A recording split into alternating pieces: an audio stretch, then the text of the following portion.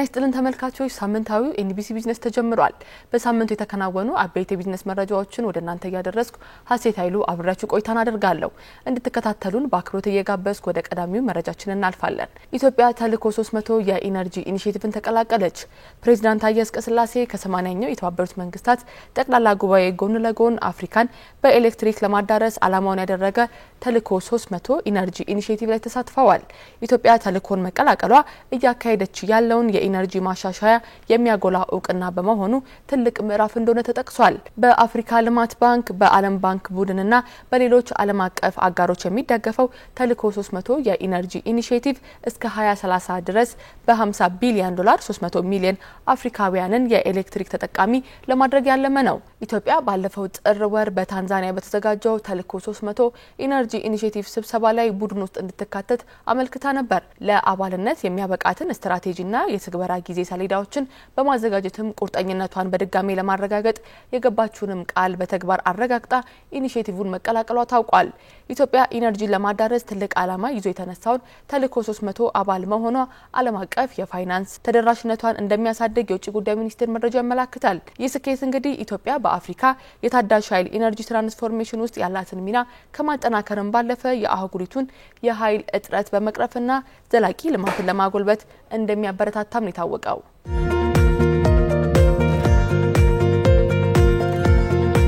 በሁለት ወራት ከ88 ሺህ በላይ ኢትዮጵያውያን በውጭ ሀገር የስራ ዕድል አገኙ።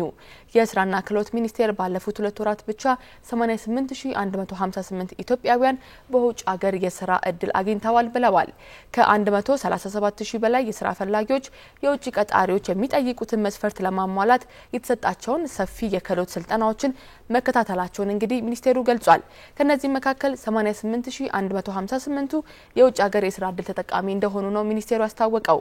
የውጭ ሀገር የስራ እቅድ አፈጻጸም መጠን ካለፈው በጀት ዓመት ጋር ሲነጻጸር በ80.1 በመቶ መሻሻል ማሳየቱ የተገለጸ ሲሆን ከገበያ ፍላጎቱ ጋር የተጣጣመ ክህሎት በመጨመሩ እንዲሁም ከባለድርሻ አካላት ጋር ያለው የተሻሻለ ቅንጅት ለዘርፉ መሻሻል አስተዋጽኦ የጎላ እንደሆነ ተመላክቷል። ሚኒስቴሩ አሁን ካለው የገበያ ፍላጎት ጋር የሰው ኃይል አቅርቦትን ማጣጣም፣ የስራ ስምሪት መዳረሻ ሀገራትን ቁጥር ማስፋትና ለዜጎች የሚሰጠውን ጥቅም ማሳደግ ቀጣይ የትኩረት አቅጣጫዎች ናቸው ብሏል።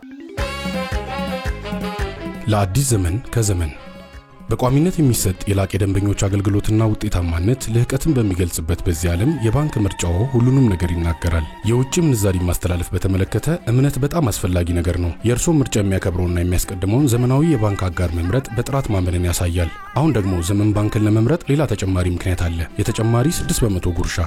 የሚልኩትን ገንዘብ ማድረስ ወይም የሚላክሎትን ገንዘብ መቀበል ብቻ በቂ አይደለም። በላቀ ደንበኞች አገልግሎት ሲሆን የአክብሮት መገለጫም ነው። ትዊንስ፣ ዌስተርን ዩኒየን፣ ዳሃብሽል፣ ካሽጎንና ያያን ከመሳሰሉ አስተማማኝ ከሆኑ ዓለም አቀፍ የገንዘብ አስተላላፊዎች ጋር አብረን ስለምንሰራ ከውጭ ሀገራት የሚላክሎትን ገንዘብ በላቀ አገልግሎት ከእጆ ይገባል። ዘመን ባንክ እርሶ ክቡር ደንበኛችን የሚሰጡንን እምነት ዋጋ የሚሰጥ ባንክ ነው። ከነሐሴ 20 እስከ መስከረም 30 ቀን 2018 ዓ.ም ድረስ በዓለም አቀፍ የገንዘብ አስተላላፊ ድርጅቶች ከየትኛውም የዓለም ክፍል የውጭ ምንዛሪ ሲቀበሉ ተጨማሪ የ6% ጉርሻ ይቀበላሉ።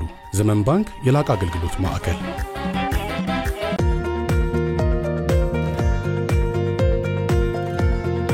የኢትዮጵያ ባህርና ትራንስፖርት ሎጂስቲክ በኢትዮ ጅቡቲ የንግድ መስመር ላይ ያለውን የሎጂስቲክ አፈጻጸም ለማሳደግ የሚያስችል ስትራቴጂካዊ ስምምነት ከትሬድማርክ አፍሪካ ጋር ፈጽሟል።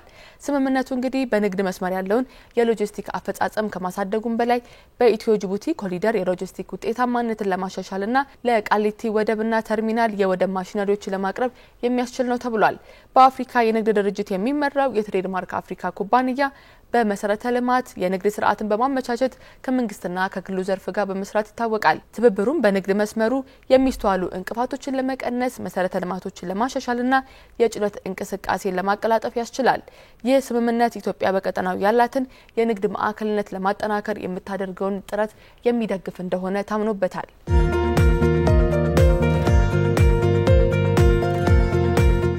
ወደ ሌላኛው የቢዝነስ መረጃችን ስናልፍ ደግሞ የኢትዮጵያ ኬሚካል ኢንዱስትሪ ኮርፖሬሽን በነሐሴ ወር 501 ሚሊዮን ብር ገቢ አገኘው አለ።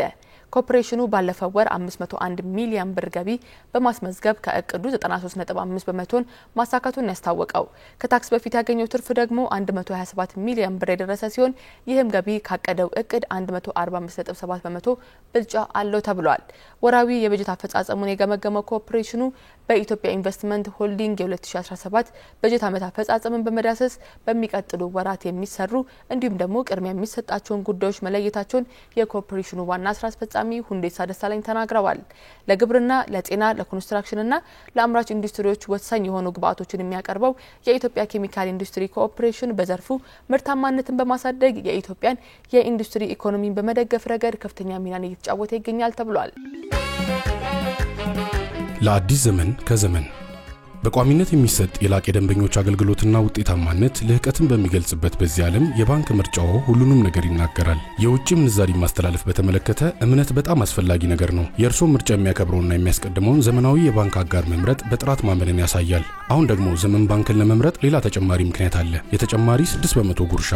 የሚልኩትን ገንዘብ ማድረስ ወይም የሚላክሎትን ገንዘብ መቀበል ብቻ በቂ አይደለም። በላቀ ደንበኞች አገልግሎት ሲሆን የአክብሮት መገለጫም ነው። ትዊንስ፣ ዌስተርን ዩኒየን፣ ዳሃብሽል፣ ካሽጎንና ያያን ከመሳሰሉ አስተማማኝ ከሆኑ ዓለም አቀፍ የገንዘብ አስተላላፊዎች ጋር አብረን ስለምንሰራ ከውጭ ሀገራት የሚላክሎትን ገንዘብ በላቀ አገልግሎት ከእጆ ይገባል። ዘመን ባንክ እርሶ ክቡር ደንበኛችን የሚሰጡንን እምነት ዋጋ የሚሰጥ ባንክ ነው። ከነሐሴ 20 እስከ መስከረም 30 ቀን 2018 ዓ.ም ድረስ በዓለም አቀፍ የገንዘብ አስተላላፊ ድርጅቶች ከየትኛውም የዓለም ክፍል የውጭ ምንዛሪ ሲቀበሉ ተጨማሪ የ6% ጉርሻ ይቀበላሉ።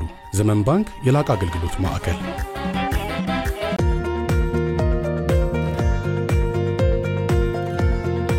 የአፍሪካ ኃይል ኮሚሽን ለመጀመሪያ ጊዜ ያዘጋጀውን የምስራቅ አፍሪካን የነዳጅና የተፈጥሮ ጋዝ ገበያ ጥናትን አስጀመረ።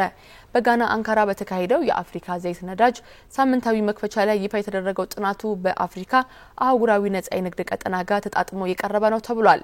ኮሚሽኑ የምስራቅ አፍሪካን የነዳጅና ተፈጥሮ ጋዝ ሪፖርትን እንዲሁም በቀጠናው ውስጥ የሀገር ውስጥ ነዳጅና የተፈጥሮ ጋዝ ገበያዎችን ለማስተዋወቅ ያሉትን እድሎችንም ገምግሟል።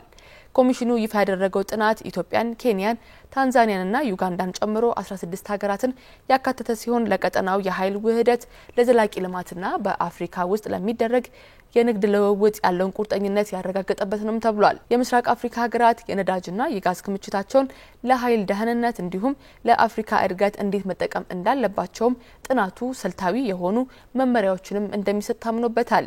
የአፍሪካ የኃይል ኮሚሽን ዋና ዳይሬክተር ራሺድ አሊ አብደላ በመክፈቻው ላይ ባደረጉት ንግግርም የአፍሪካን የኃይል አጀንዳን በተናጠል ማስኬድ እንደማይቻል ገልጸዋል። ይልቁንም ጠንካራ በሆነ አመራር በቀጠናዊ ትብብርና አንድነት የአፍሪካን ኃይል የወደፊት ዕጣ ፈንታን ደህንነቱ የተጠበቀ ሉዓላዊነቱ የተረጋገጠ እንዲሁም ዘላቂ እንዲሆን ያደርጋል ሲሉ አጽንኦት ሰጥተዋል። አፍሪካ ከ125 ቢሊዮን በርሜል በላይ የነዳጅ ክምችት ከ18 ትሪሊዮን ኪዩቢክ ሜትር በላይ ደግሞ የተፈጥሮ ጋዝ እንዲሁም ከዓለም ታዳሽ ኃይል አቅም 40% ያህሉን እንደያዘች ይነገራል። ሆኖም ከ600 ሚሊዮን በላይ አፍሪካውያን አሁንም ድረስ የኤሌክትሪክ ኃይል ማግኘት እድል የሌላቸው በመሆኑ የአፍሪካ ኃይል ኮሚሽን ችግሩን ለመቅረፍ የአፍሪካ ሀገራት በትብብር መስራት እንደሚኖርባቸው አመላክቷል። ለዚህም ሀገር አቋራጭ መሰረተ ልማት ላይ ኢንቨስት ማድረግ፣ በሀገራቱ መካከል ተፈጻሚ የሚሆኑ ፖሊሲዎችን መንደፍ እንዲሁም ደግሞ ገበያዎችን ማስተሳሰር የግድ መሆኑ በጉባኤው አጽንኦት ተሰጥቶበታል።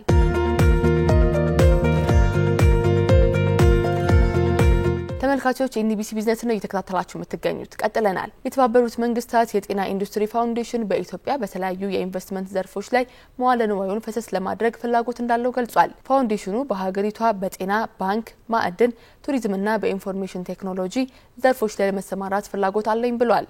ከአሜሪካ የጤና ኢንዱስትሪ ፋውንዴሽን የተወጣጣ ከፍተኛ የልዑክ ቡድንም ከኢትዮጵያ ኢንቨስትመንት ኮሚሽን ምክትል ኮሚሽነር ዝናቡ ይርጋጋ ውይይትን አድርገዋል። ኮሚሽነሩ የኢትዮጵያን ተከታታይ የሪፎርም ስራዎችን አስመልክተው ለልዑክ ቡድኑ ማብራሪያ የሰጡ ሲሆን ኮሚሽኑ ለውጭ ባለሀብቶች ስለሚሰጣቸው ሰፊ የድጋፍ አገልግሎቶችንም አስረድተዋል። የልዑክ ቡድኑ ተወካይ ሁዋንግ ዚኦ የኢትዮጵያን የሪፎርም ጥረቶችን በማድረግ ለአህጉሪቱ ልማት አስተዋጽኦ የሚያበረክቱ በርካታ ስምምነቶችን ለመፈጸም ተቋማቸው ቁርጠኛ መሆኑን እወቁልኝ ብለዋል።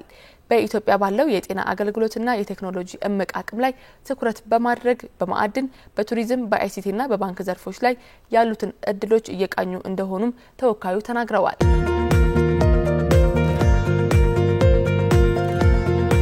የግብርና ባለስልጣን ወደ ውጭ የሚላኩ የግብርና ምርቶችን ዓለም አቀፍ መስፈርትን የጠበቁ እንዲሁም ተወዳዳሪነታቸውን ለማሳደግ የሚያስችል የ5 ዓመት ስትራቴጂ ማዘጋጀቱን አሳውቋል።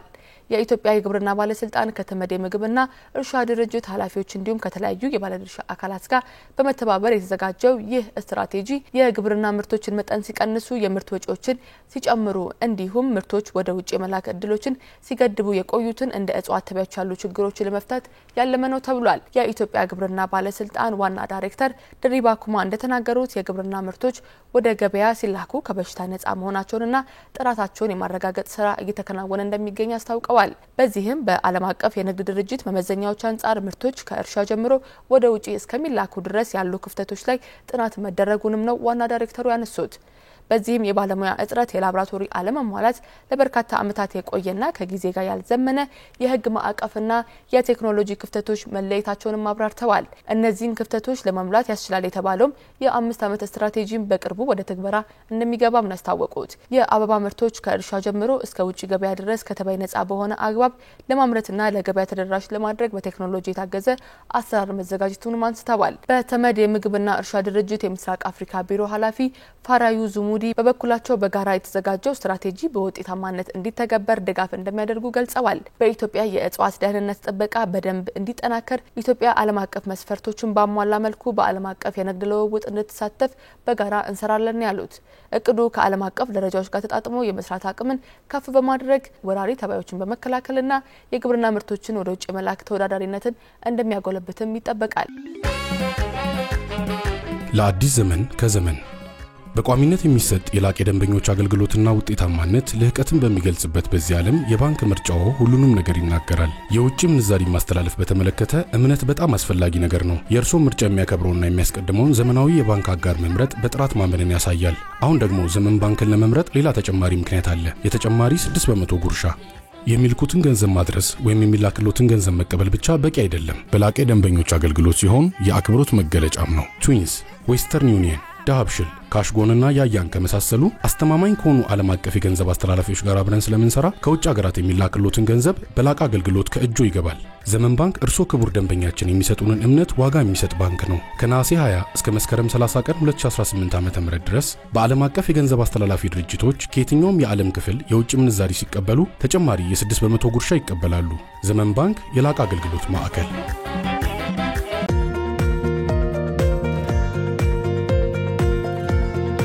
ተመልካቾች ኤንቢሲ ቢዝነሳችን አሁንም ወደ እናንተ እየደረሰ ይገኛል። ከ3000 በላይ ባለሀብቶች በ8.5 ቢሊዮን ብር ካፒታል የኢንቨስትመንት ፍቃድ አገኙ።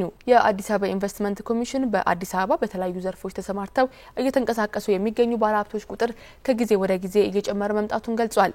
የኮሚሽኑ ኮሚሽነር አይሻ መሐመድ በ2017 በጀት ዓመት ከ8.5 ቢሊዮን ብር በላይ ካፒታል ያስመዘገቡ ከ3200 በላይ ባለሀብቶች ፍቃድ ወስደው ወደ ስራ መግባታቸውን አስታውቀዋል። ኮሚሽነሯ ለባለሀብቶቹ የተለያዩ ማበረታቻዎች እየቀረቡ እንደሚገኙ ጠቁመው ከማበረታቻዎቹ መካከልም ደግሞ እንደ ዘርፎቹ የገቢ ግብር እፎይታ ከ3 እስከ 5 ዓመት እንዲሁም የማምረቻ ቦታና ማሽነሪ ድጋፍ እየተደረገ ይገኛል ብለዋል። በተያዘው በጀት ዓመትም ከ3500 በላይ የሚሆኑ ባለሀብቶች መዋለ ንዋያቸውን በተለያዩ ዘርፎች ላይ ፈሰስ እንዲያደርጉ ፍቃድ እንደሚሰጥም ገልጸዋል። ከ10 ቢሊዮን ብር በላይ ካፒታል እንዲያስመዘግቡ እንዲሁም ከ7500 በላይ ለሚሆኑ ዜጎችም የስራ ዕድል ለመፍጠር ታቅዶ ወደ ስራ ተገብቷል ነው ያሉት ኮሚሽነሯ። በዘርፉ የሚሰጡ አገልግሎቶችን በማዘመን የኢንቨስትመንት ፍሰቱን ለማሳደግ አዲስ አበባ ያላትን እምቅ ሀብት ማስተዋወቅ፣ አገልግሎቶችን በቴክኖሎጂ ማሳለጥ እንዲሁም የመልካም አስተዳደር ጥያቄዎችን በቅንጅት የመፍታት ስራዎች ይሰራሉ ብለዋል። በሺዎች የሚቆጠሩ የስራ ዕድሎችን እንደሚፈጥሩ የታመነባቸው ኢንቨስትመንቶቹ የከተማዋን ኢኮኖሚ በማሳደግ ረገድ አይነተኛ ሚና እንደሚኖራቸው ይጠበቃል።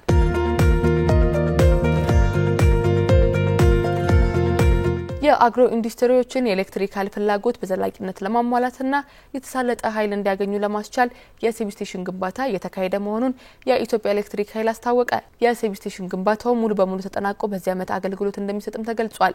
በኢንዱስትሪ ዘርፍ የሚያጋጥሙ ችግሮችን በጥናት ተለይተው በተቋማት የተቀናጀ ተግባር ምላሽ እንዲያገኙ ብሔራዊ የአምራች ኢንዱስትሪ ካውንስል መቋቋሙ የሚታወስ ነው። በዚህም የኢንዱስትሪ ካውንስሉ በአዲስ አበባና በሌሎች አካባቢዎች በሚገኙ የልዩ ኢኮኖሚ ዞኖች አግሮ ኢንዱስትሪ የስጋና የመኖ ማቀነባበሪያ እንዲሁም የሶላር ማምረቻ ፋብሪካዎች ላይ የመስክ ምልከታን አድርጓል። ግንባታው ሲጠናቀቅም ከኃይል አቅርቦት ጋር ተያይዞ የሚነሳውን ችግር በመቅረፍ ኢንዱስትሪዎች ምርትና ምርታማነታቸውን የበለጠ እንዲያሳልጡ ይረዳቸዋል የተባለው ግንባታውንም በተያዘው ዓመት ለማጠናቀቅ በትኩረት እየተሰራ መሆኑ የተገለጸ ሲሆን በቂ ኃይል በሌላቸው ልዩ ኢኮኖሚ ዞኖች ሰብስቴሽኖች ላይ ተጨማሪ የማስፋፋያ ስራዎች እንደሚከናወኑ ተነግሯል። ለኢንዱስትሪው አስፈላጊ ኃይል በማቅረብ ምርትና ምርታማነት የበለጠ እንዲሳለጥም ለማድረግ ተቋሙ የበኩሉን እንደሚወጣ አረጋግጧል።